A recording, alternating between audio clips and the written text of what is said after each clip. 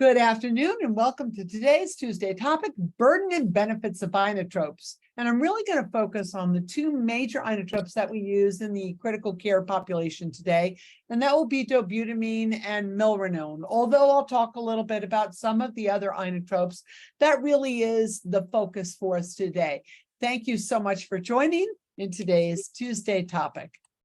All right, very good. So what I want to remind you of is that when you're caring for any patient who is in shock, for whatever reason they're in shock, cardiogenic, it's vasodilation, severe sepsis, post-anesthesia, vasoplegia, that's often what you see in cardiac surgical patients.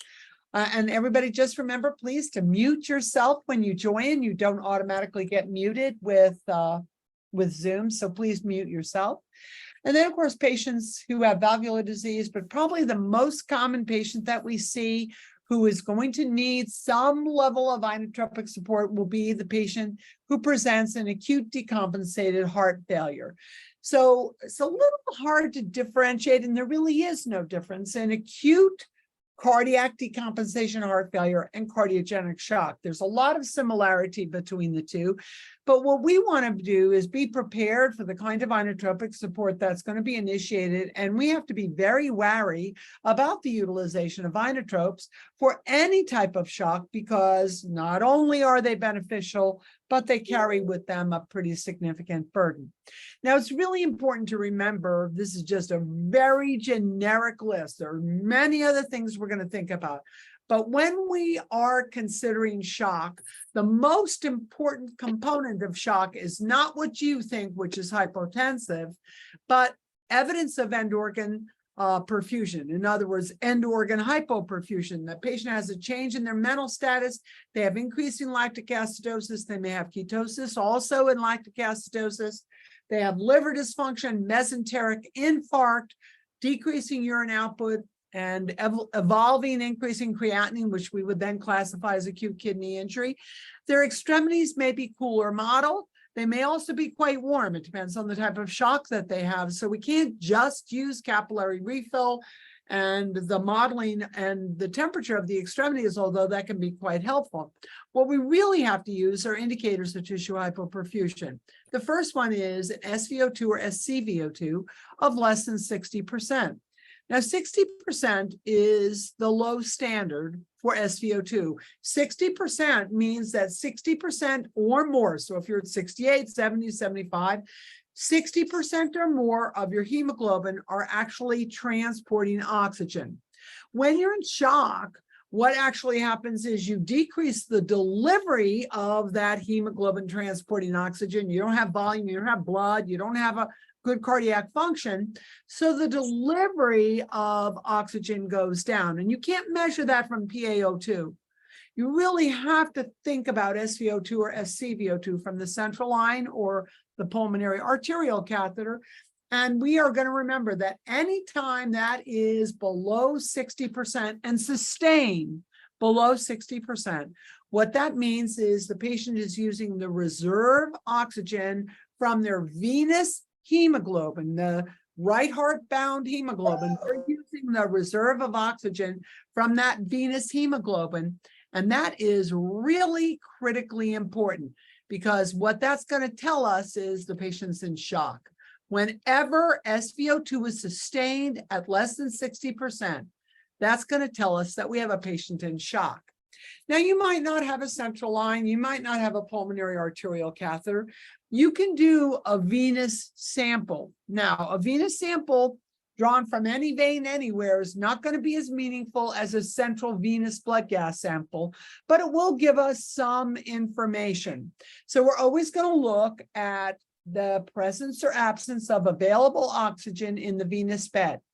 Oxygen should be available at a saturation of greater than 60%. Anything less than 60%, we're now going to say, okay, what else is happening? Does my patient have an adequate cardiac ejection? That would be called your cardiac index or your stroke volume. And how much mechanical or pharmacologic support are we providing them, trying to bring up their blood flow dynamic? So, Jessica's on the phone. She works in the ECC. They're not monitoring stroke volume, and they're not monitoring cardiac output or cardiac index. And Donnie's on the phone, and sometimes they monitor and sometimes they don't. And sometimes he's working with folks that don't really understand what he's saying. So what's really important for us to remember is that when we have concern about shock, when we have a patient who is showing us clearly that they're hypoperfused, we're going to gather as much information as we can. Now, you may have a central line, so you're going to look at your CVP. If it's greater than 10 to 15, that's going to be a concern to you, not because the patient's volume overloaded, but because that's telling you about RV shock. If your SpO2 is less than 60%, that's going to be a concern for you if you have that. If their lactic acid is greater than 2.5, that's going to be a concern for you. If they have metabolic acidosis, we've spent so much time talking about metabolic acidosis. Just remember, if bicarbonate base are down, metabolic acid is up. So if bicarbonate base are down, you're going to be concerned. And then you're going to focus on the systolic blood pressure. Now, I know everybody's in love with mean, and that's really great. But shock is typically projected by a drop in the systolic pressure. Hypovolemic shock, cardiogenic shock really are about systolic blood pressure. Vasoplegic shock, so severe sepsis, metabolic acidosis, post-anesthesia, anaphylaxis, neurogenic, those are all vasoplegic shocks. Those are typically represented by a fall in the diastolic pressure. So a diastolic pressure of less than 50, a systolic pressure typically below 90, and of course, a mean arterial pressure anytime it's 30 or less, are all going to indicate to us shock. There's not one criteria, it's balanced criteria telling us about the absence of blood flow. Don't confuse blood flow with blood pressure. The absence of blood flow, which is extraordinarily important to us when we're evaluating our patients. So we always come back to the beginning of that when we talk about hemodynamics, which is that you must have a heart that is filled with volume, that is able to eject that volume and to appropriately deliver oxygen.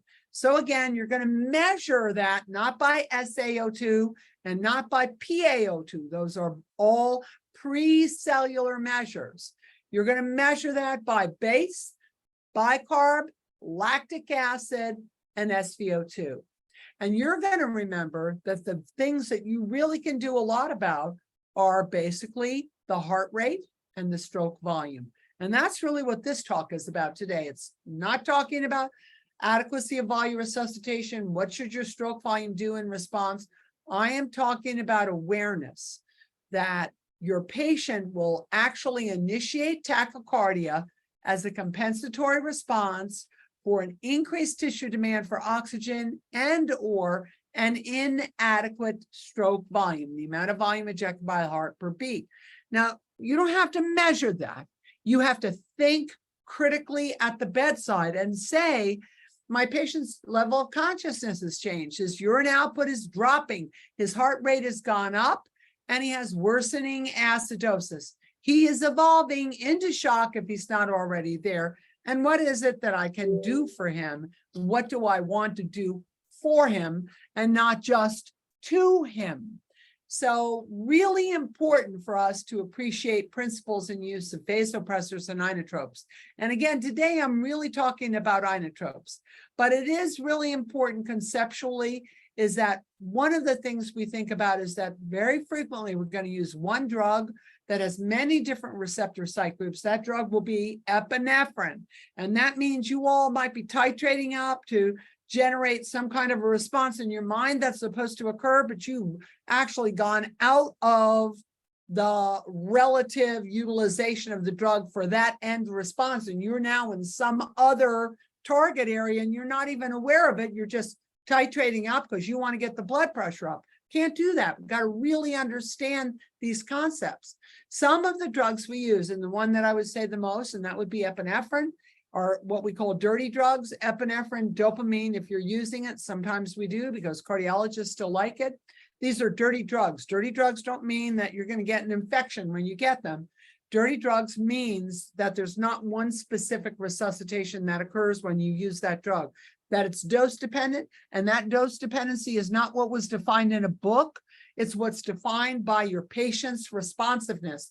That to me is like the single most important concept for us to appreciate when we're talking about managing critical patients, because we're quite heavy-handed. We have a lot of autonomy. Heavy-handed, titrating up, trying to get a blood pressure up when we're way out of the range of what we should be doing with those agents, and we are actually causing a lot of harm. So that's a really important concept for us to appreciate. We also know what we expect to see as a response, so that when we have response failure, we don't continue to titrate up. Today I had a fantastic, oh my God, it was a fantastic meeting with the chief of cardiothoracic surgery. By the way, she's younger than my child. She's so fantastic, and I really like her. I find her to be really receptive, and she's really smart. And we're having a discussion about the titration in norepinephrine and how oftentimes people are just titrating up and up on norepinephrine. And you know what I always say is, if you've gone 3 times your initial dose, so you started at 2 and now you're at 8 or 10, your patient's not responding. Find something else, because that drug isn't working. And I haven't actually ever had a physician say to me, yeah, 10 is the same as 20, is the same as 40, is the same as 50, is the same as 80. If your patient didn't respond, they're not going to respond. Why are you wasting time titrating up? So that's really important. You need to know what you expect. When you're titrating up on a vasopressor, you're going to expect the diastolic pressure to go up. If the patient is not improving their blood pressure, stop titrating up, go to another agent, maybe in another class. Got to really think about the abundance of therapy that is at our fingertips, and not just utilize something until you get to the highest level that you're allowed to do by your pharmacist and your MAR, but that's utilizing good common sense. Okay, so that's a really important concept. You need to know what you expect. The problem is with most of the inotropes that we use, we are not expecting something that we are easily able to see without some invasive hemodynamic monitoring or without echocardiogram, because what we're trying to do is to improve stroke volume, which we really can't measure too well indirectly. So we're going to talk a little bit about that. And then you also have to separate what you are trying to do directly and the secondary actions, reflex actions that can occur. When you use an agent like Dobutamine, even at low dose, as you increase cardiac contractility, you may see the heart rate start to come down. As you go up on the dose, you're going to start to see the heart rate go up. That's not necessarily what you wanted to have happen, but it is a secondary effect that can occur. But always your goal is to improve your blood flow. So make sure you understand I'm saying blood flow, not blood pressure. So in terms of hemodynamics, we just remember a regular rate with a regular rhythm is going to give us the best heart rate response. Heart rate times stroke volume is going to give us the best blood flow dynamic. So we are going to really consider rate. We are going to consider rhythm. We're going to concern ourselves when patients have persistent tachycardia. That's a signal of cardiac responsiveness to poor blood flow or poor oxygen delivery. And we're going to be in pursuit of that and try to deal with it. Not just give the patient a beta blocker, but to try to appreciate and understand at the end of that, what is the problem? When we go to stroke volume is a combination of the load inside the ventricle, that's preload, the volume causing ventricular stretch, and it's affected by aggressive volume, and it's affected by loss of ventricular compliance. So a nice distendable balloon is now non-distendable. Your preload pressure goes up, but your volume actually goes down. We're going to measure preload of the right heart with CVP. CVP is really, really important. It is not, never was, a volume indicator. CVP tells you about right ventricular compliance. So when you have a triple lumen, you need to hook that brown lumen up and monitor your central venous pressure. Sorry about that, guys. Sometimes I have to admit somebody goes back and forth. I'm so sorry. I'm going to go over here to afterload. Afterload is the amount of tension the ventricle has to generate to open up the valve, either aortic or pulmonic, and to push the blood out against a resistance circuit.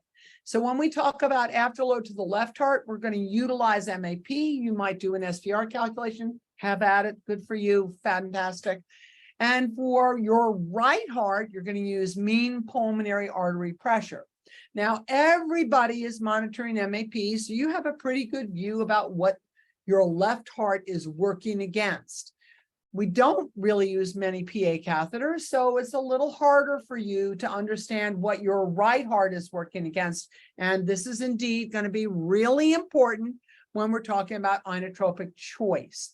So by the way, don't necessarily have to float a PA catheter. You've got to look at your CVP. So if you are placing an inotrope, and in general, the inotropes you use, dobutamine, milrinone, epinephrine, and sometimes you use dopamine. So when you're using an inotrope, you at the very least need to monitor CVP. As CVP starts going up, that tells you that right ventricular compliance is going down.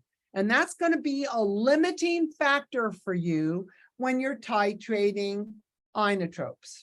Okay. It's also going to be a really important tool to utilize in making decisions. I'm going to have to take my jacket off. My office is right now is 89 degrees because the air conditioner in my office doesn't work. We have a little air conditioner out in the hallway, but I closed the door. So I'm kind of sweating. So if I pass out, call 911. I'm on 12 between A and B, and my name is on the door. Tell them to break the door down. Come on in. All right, friends. So really good to just remember this. And in between the two is the actual innate contractile property of the ventricular myocardium. And I want to remind you, whenever in doubt, whenever you think that you do not have adequate contractility, you can always give an amp of calcium chloride, because the contractile response of the myocardium is actually about the availability of ionized calcium at the myofibrils. And all of the inotropic agents in some way, either directly or indirectly, are going to affect the availability of calcium at the myocyte. Okay, so, nobody has an easy answer to this. Your patient presents, most of the time, we're noticing that the patient presents with hypotension. Now, he himself is going to activate his baroreceptors. That's going to communicate to the hypothalamus and through the midbrain to increase sympathetic activity.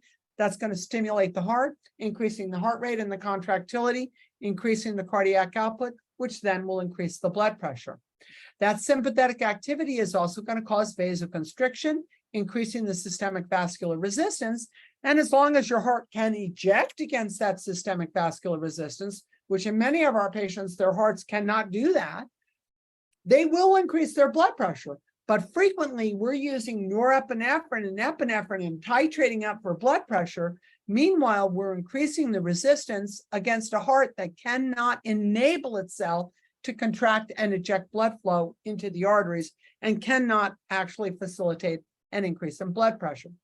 Now, also with hypotension, very important to always remember, especially about the filter of the kidney, that the filter, the glomerulus of the kidney, is dependent on volume and pressure. So when I have hypotension, I certainly reduce the pressure driving filtration in the kidney.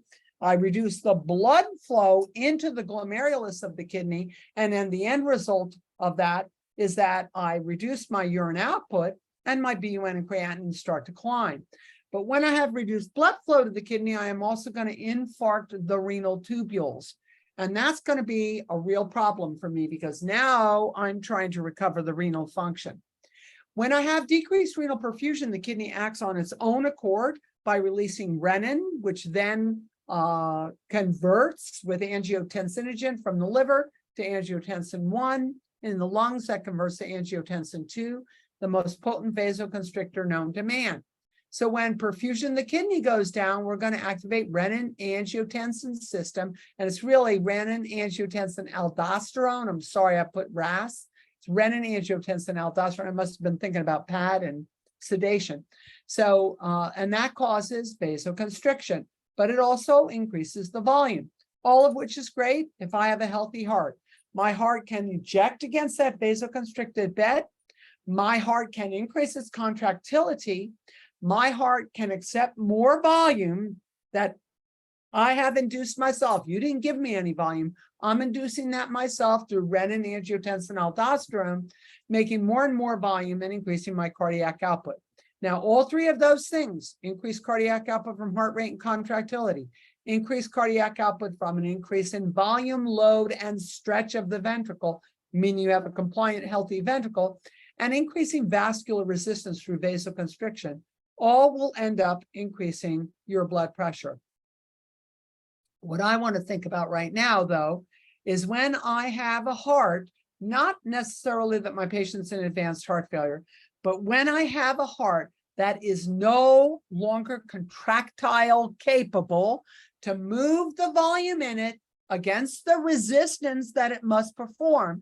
So I've given you 6 liters of volume and you're on 30 of norepinephrine. Let me make sure you appreciate that patient's going to get venous engorgement. He's going to get swollen like the Michelin Man, because even though he had a healthy heart when he came in, he does not have a healthy heart now. You gave too much volume and too much vasopressor, and you haven't focused on the contractile state.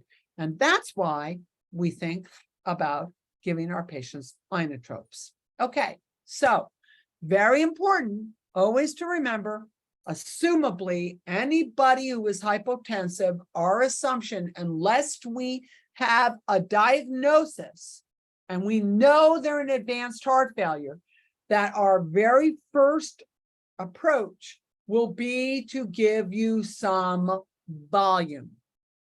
Now, if your MAP is consistently below 60, and I would probably say even below 50, because I want to give you a chance to respond to volume first, or if your known systolic pressure or measured systolic pressure by me has dropped greater than 30 millimeters of mercury, or 20% from your baseline systolic pressure. So your first 4 systolic pressures in the ECC were 120, and the next one is 100. That is a 20% reduction in their baseline SBP. I'm going to try to protect that patient from decompensating. So now I'm going to talk about, does he need volume or does he need a vasopressor? Because volume and vasopressor is typically what you're going to install first. But we're going to think about those relationships and what they mean to us in terms of receptor site technology, what kinds of agents I'm using, and what receptor sites they're going to activate. So first, I love alpha because alpha begins with A. Alpha-1 receptors, A1 receptors, reside in the most important areas when we're talking about blood flow and blood pressure, and that is the heart and the vessel. A1 receptors in the heart and the vessel.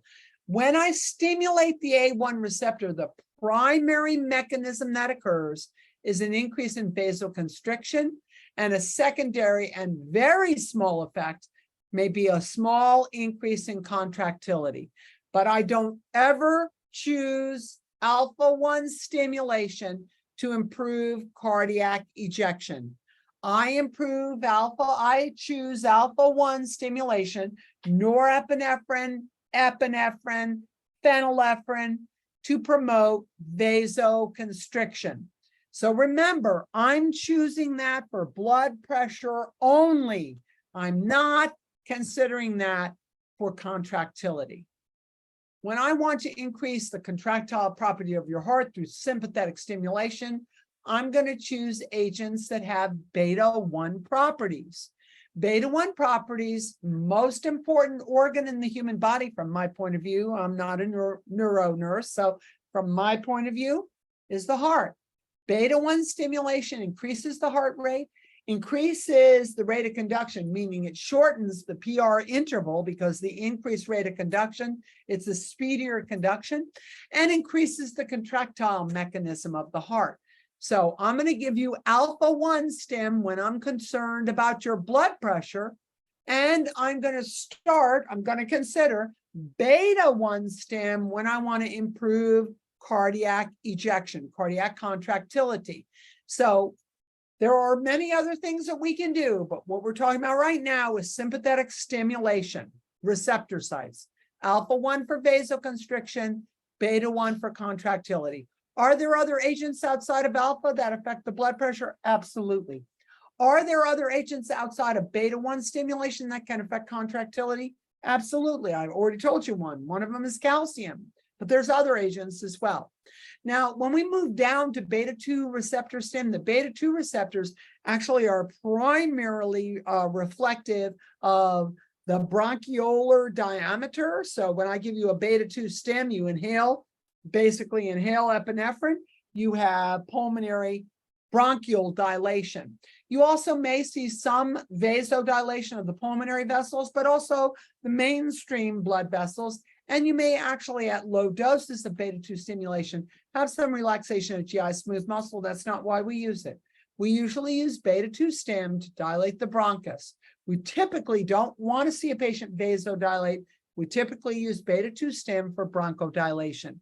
Now, the dopaminergic receptors are under lots of controversy. And the thing that's really important to remember is dopaminergic receptors at the lowest level of circulating dopamine. Actually, that uptake is at the renal vascular surface, then moves to the coronary surface and to the cerebral and splanchnic surface. So depending on your dose, will depend on what vascular smooth muscles are going to be affected. And at low doses with dopaminergic stimulation, so that might be 2 to 5 of dopamine. I'm not talking about dobutamine, dopamine. I'm not going to talk much more about dopamine because it really isn't an agent we use much.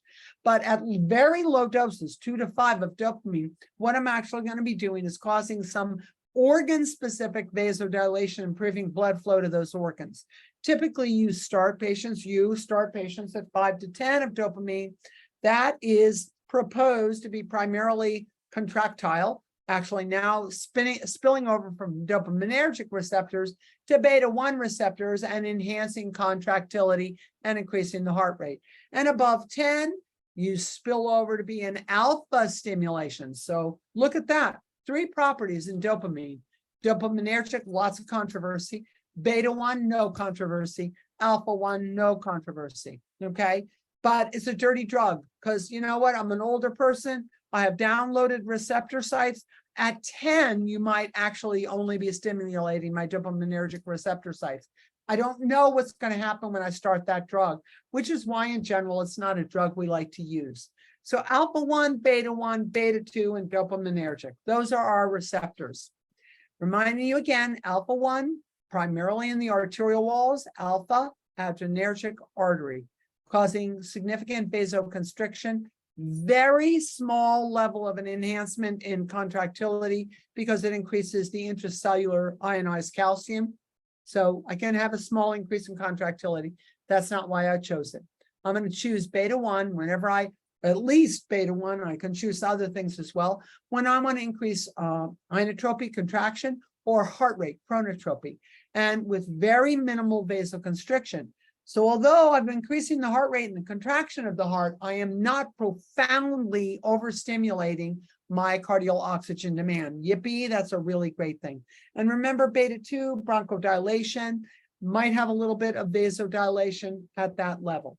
So I love this kind of vasopressor inotrope where you see at the top of the hill here, dopamine, which is dopaminergic alpha and beta stim, dobutamine, which is beta-1, beta-2, and only at really high doses are you going to see alpha-1 or alpha-2, but you've got to be at pretty high doses. Isoprel, which we really don't use anymore, is a pure beta. Epinephrine, which is alpha and beta. Norepinephrine, which is alpha and beta. And phenylephrine, which is pure alpha. So really, quite honestly, if you've got vasoplegic shock, I'm going to give you a neosynephrine. But when I put you on pure alpha, I'm not balancing that with any inotropic support. So I'm bringing up your blood pressure, but I might be making you significantly worse. Okay. So that's a really important concept. And I really like the way that this goes around.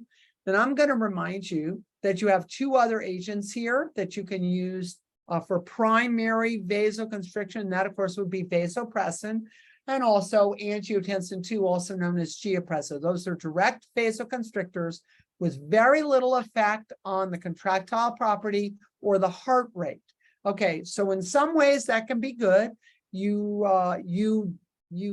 have a patient who is young, previously healthy, you think the heart is in good condition, who has metabolic acidosis or post-anesthesia vasoplegia, you can give them a little neosynephrine pen and see if their blood pressure comes up, because what they needed was more vascular tone. But if you have cardiac dysfunction, mild to moderate, it's right heart failure or left heart failure, I'm going to look more at something that has a little bit more balance and beta properties. So that would be epinephrine or dobutamine. If you're a cardiologist, you might consider dopamine at a mid-range dose, 5 to 10.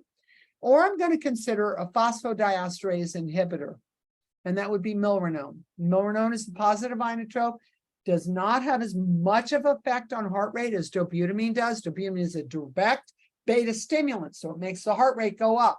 But it does have good contractile response, and it also causes peripheral and pulmonary vasodilation. Okay, so let me move through there because I feel like I've already talked about that. So if we just think about the drugs that we use, right? So on this first agenda, we're just really looking at alpha stim, okay? Norepinephrine, epinephrine, dopamine, but not just alpha stim because dopamine's dirty, remember? Vasopressin, which works at vasopressin receptors, not alpha receptors, and phenylephrine. So you can see here, norepinephrine at alpha levels, epinephrine at alpha levels, neosynephrine at alpha levels, and dopamine at higher dose levels, greater than 10, that's going to be more alpha. Vasopressin works outside of all those alpha receptors, working directly at the vascular surface at vasopressin receptors, which makes vasopressin really attractive because all of these alpha receptors are profoundly affected by the presence of metabolic acidosis. So you got a patient with a pH of 7.25 or 7.21, you're titrating up on their norepi, you've added epinephrine, maybe you have vasopressin on board. Your only hope for that patient is that the vasopressin is going to enhance their ability to respond to their catecholamines or their neurotransmitters in the face of metabolic acidosis, which inhibits you completely. Okay, so again, now let's just take a look at that. Norepinephrine, epinephrine, dopamine, phenylephrine, vasopressin, promoting vasoconstriction. Angiotensin 2 is replacing what the kidney released. It's a profoundly potent vasoconstrictor. And when I'm trying to affect your cardiac output, I can use epinephrine or dopamine, which enhances sympathetic activity, also increases the heart rate and contractility, and hopefully will increase your cardiac output. So epinephrine, dopamine, dobutamine, and milrinone to increase your cardiac output. Now that brings us to inotropes. Inotropes are agents that directly affect myocardial contractility. I'm putting you on a drug because I want to increase your stroke volume, your cardiac output, and your blood flow. I also have to be aware that at the dose that I initiate, you may have some vasodilation. So I, as the bedside nurse, need to be prepared that when I start on a positive inotrope, something that increases contractility, stroke volume, and cardiac output, I may see some secondary vasodilation, and I'm not going to flip out. I'm not going to call my doc and say, this patient doesn't do well with dobutamine because he dropped his pressure. I'm going to take the responsibility that I have to guide my provider appropriately.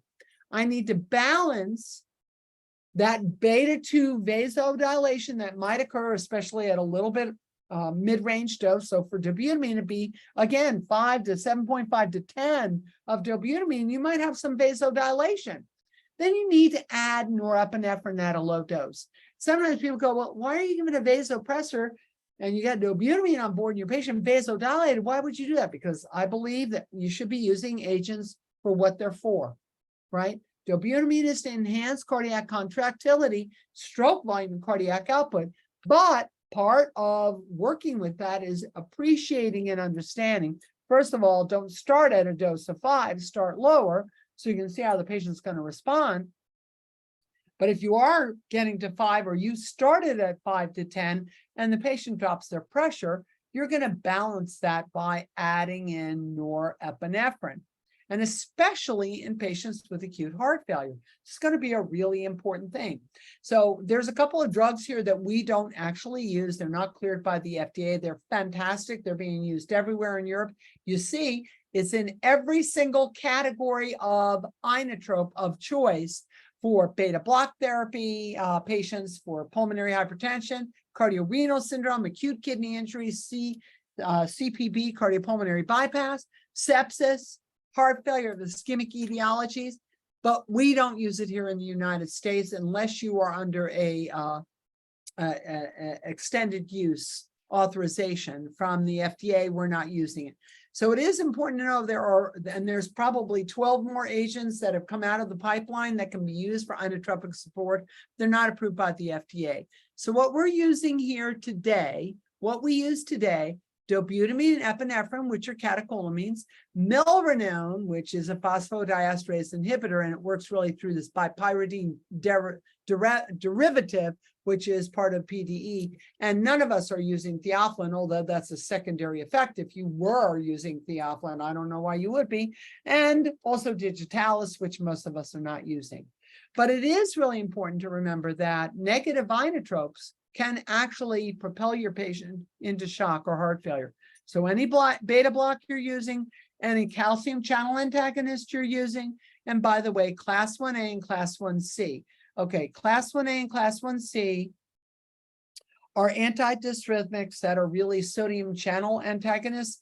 You're not using them very much, but you could be seeing them. So that would be class 1A would be let me just think about that. Class 1A might be class 1A and class 1C. I'm just going to add them together because I can't remember which one's in which class. So lidocaine, pronestyl, quinidine. Those agents can be negative inotropes. They can really put your patient at risk. Most of the time we're not using them. And if we are, we're using them under a cardiologist directive, which is just perfect. But I want to remind you that when your patient is in shock, they have a low stroke volume that's not responding to volume. So they could be healthy before they came to you. They may not have even ever had an echo because they're young, they're healthy, but now they have a low stroke volume and their low stroke volume is not responding to volume. They need to go on an inotrope. Now, the problem with inotropes is that they increase contractility and therefore they should increase stroke volume. But the burden of the inotrope is that it increases myocardial ischemia, may put the patient at risk for significant hypotension, and may put your patient at risk for dysrhythmia. So now we just look at our basic inotropes: epinephrine, dopamine, dobutamine, and milrinone, right? Epi is alpha, beta, and very significantly, when we're using it, we can also use it for beta 2, so not just beta 1. Dopamine is alpha and beta and dopaminergic. Dobutamine at the early doses is primarily beta, which is why this is the primary drug of choice for most of the patients who need inotropic support. And then we move from that to milrinone. And milrinone, I love milrinone, actually. Milrinone bypasses all of these catecholamine receptors, alpha, beta, dopaminergic, and it works really directly at phosphodiesterase, which enables calcium sensitization and ionized calcium to be available for contractile response. So first of all, you got to have normal calcium for milrinone to really operate effectively. And this is just a lovely from this fantastic article that was published in, I think, 2022. 2022, good. Considerations for inotrope and vasopressor use in critically ill patients with pulmonary arterial hypertension. You might say, oh, I never see those patients. They go to a PAH clinic. Those are cardiac patients. My friends, you're on 10, 12, 14 a PEEP. Your patient's got pulmonary hypertension. You need to think about adding an inotrope for those patients. So really important when one is discussing with your colleagues with a patient who has iatrogenic pulmonary hypertension because of high positive airway pressure, you're going to give them something that hopefully will reduce their pulmonary arterial pressure. Now, what's going to clearly do that and very succinctly is going to be milrinone. Okay, I'm not looking at PA pressures, Barbara.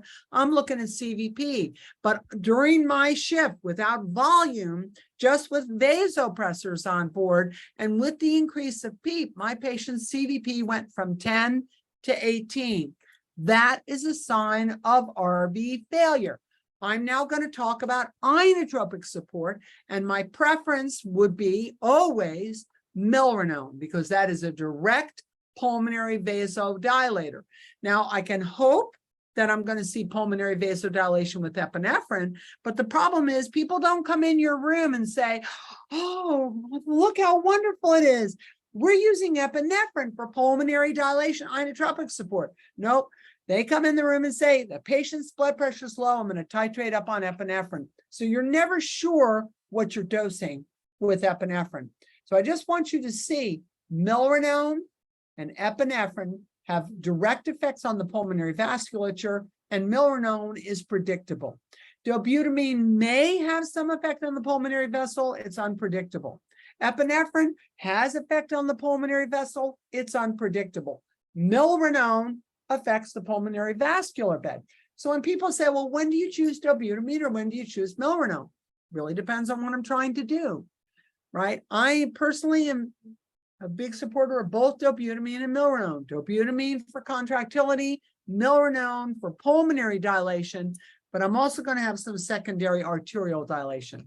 So I just want you to remember, inotropic agents, positive inotropes, and there's really the big four that we can use, right?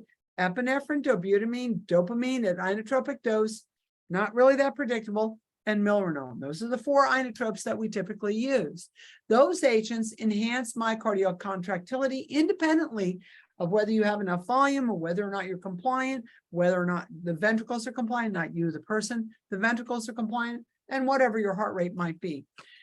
It is, though, important to remember that most inotropic drugs do increase the heart rate. And some of them may have direct or indirect vasodilation properties. So we, as bedside clinicians, when we add an inotrope, our eyes are on two prizes: your heart rate and your diastolic blood pressure. Heart rate up, diastolic pressure down, I'm dosing too high. Okay, my dose is a little bit high. I'm going to back off on my dose. I'm not going to turn the drip off. I'm going to back down on my dose.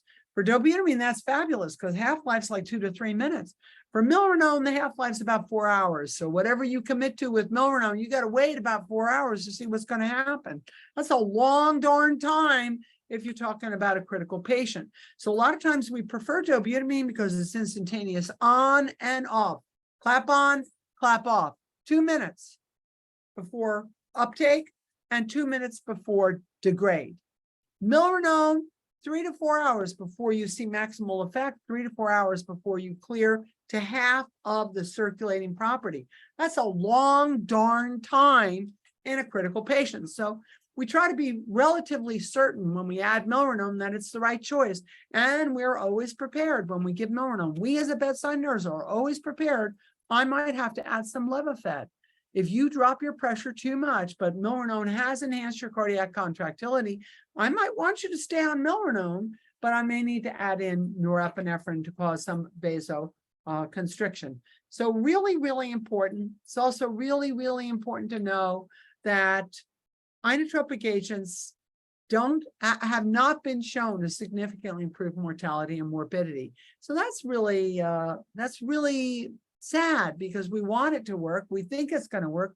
We're using it with patients who have acute heart failure, and their heart failure is systolic. So it's ejection heart failure, not filling heart failure, it's ejection heart failure, acute systolic heart failure. Your echocardiogram would call that HFrEF, meaning heart failure, reduced ejection fraction. That's systolic failure.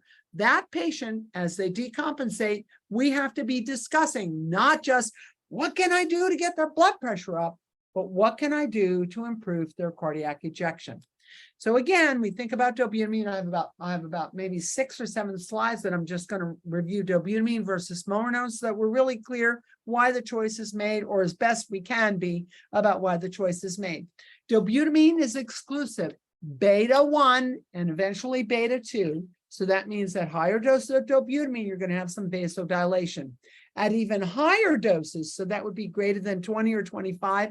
By the way, you should never, ever be titrating dobutamine to 20 or 25. That is horrible. You do not have the right to do it. In most hospitals, nurses do not have autonomy to titrate up on dobutamine because it increases cardiac contractility and the heart rate, which can put you at profound risk for ischemia. So we're very, very cautious when we apply dobutamine. Remember, because of its beta activity, it increases contractility.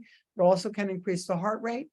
And remember, wax on, wax off, clap on, clap off, half-life of only a few minutes. So if I started you on Dobutamine and now I think I made a mistake and I don't really want to do that, I just turn it off, it's gone in 2 minutes. I'm going to be at your bedside kind of supporting you during that 2 minutes period of time. But at the end of 2 minutes, you should recover and I should be able to reduce whatever that support was. It is important to remember that it puts the myocardium at risk for ischemia. So dysrhythmias are quite apparent.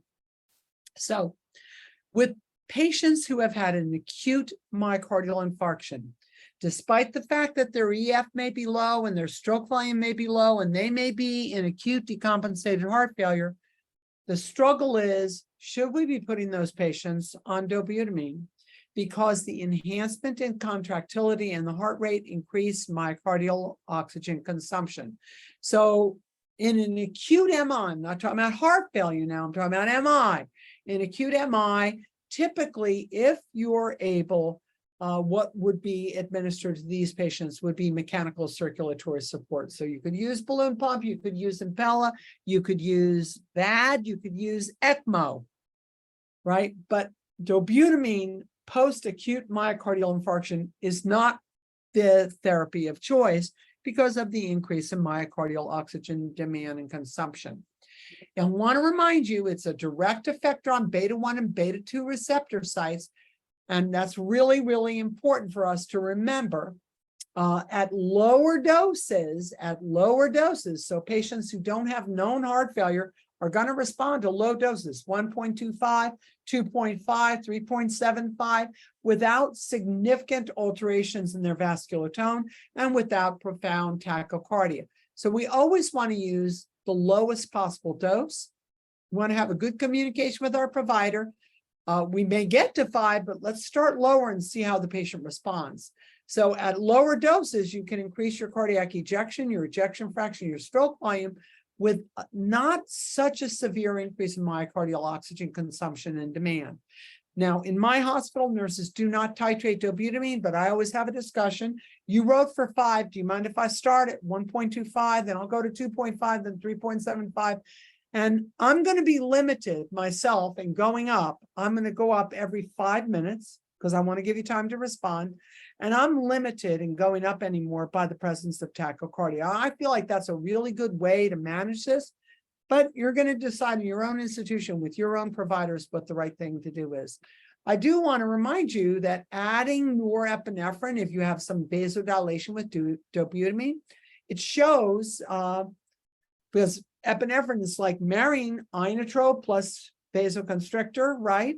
Inotrope plus vasoconstrictor, beta-1 and alpha-1 when you're dosing your epinephrine. The problem is epinephrine is significantly and profoundly more dangerous than norepinephrine or norepinephrine plus Dobutamine. Epinephrine causes a very significant insulin resistance, which then is seen as ketosis and an increased lactic acidosis. And because epinephrine is dirty, you're not really sure what you're doing when you're titrating it up, and the heart rate goes up and the patient has dysrhythmias. But also, epinephrine is highly vasoconstrictive in the splanchnic bed. So patients actually develop mesenteric ischemia when you're dosing and dosing upwards with epinephrine. Okay. With Dobutamine, disadvantages, of course, remember, higher the dose, the more likely you're going to have tachycardia, dysrhythmia, and hypotension if your dose is increased. And at 72 hours, you will start to see secondary effects of tachyphylaxis. So the patient now is going to become extremely tachycardic, and folks are going to be standing around saying, well, what's going on? His heart rate was 110 and now it's 160. We don't know what happened. At about 72 hours of Dobutamine use, you can see tachyphylaxis, and you want to be very clear that you need to actually wean them off or take off their Dobutamine to get the heart rate back down.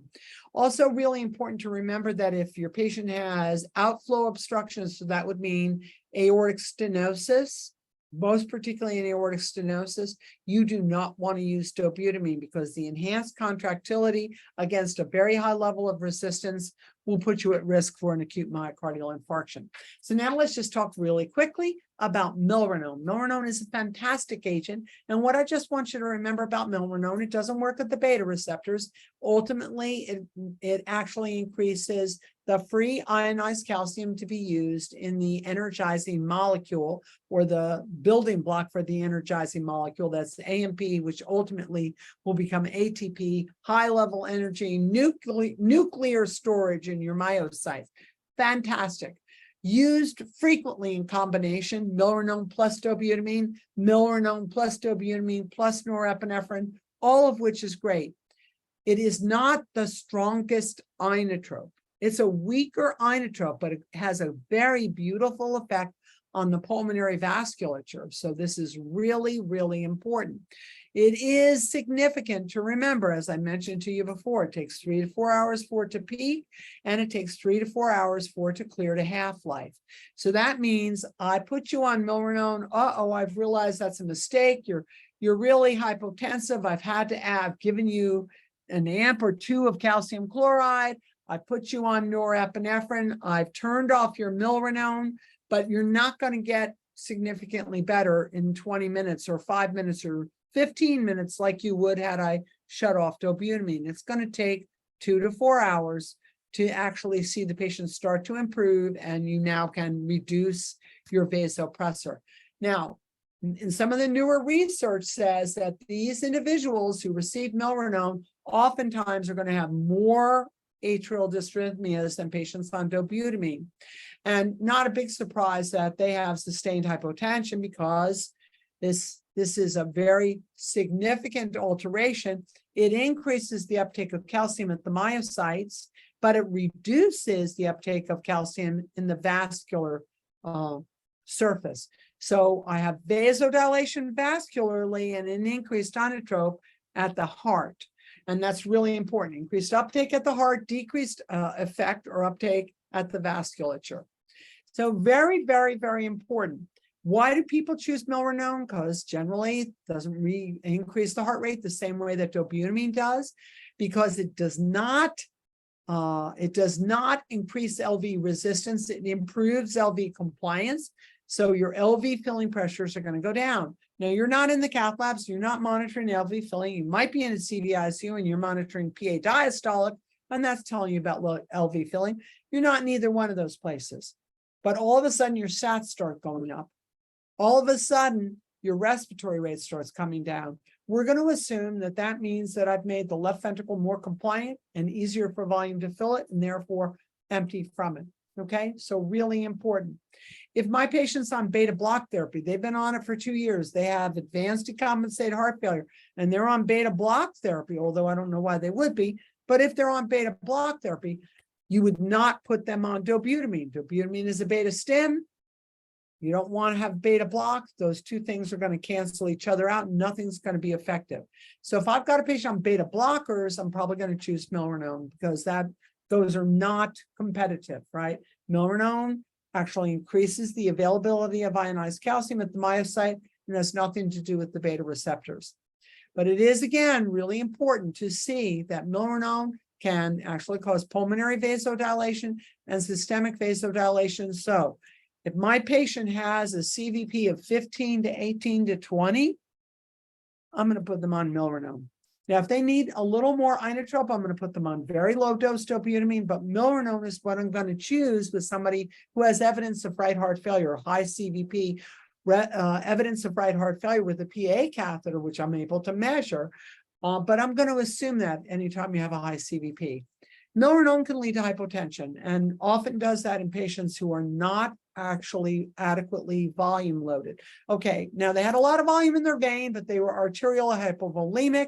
As you promote vasodilation, they're going to be better able to unload the heart, but now you discover that they're hypovolemic.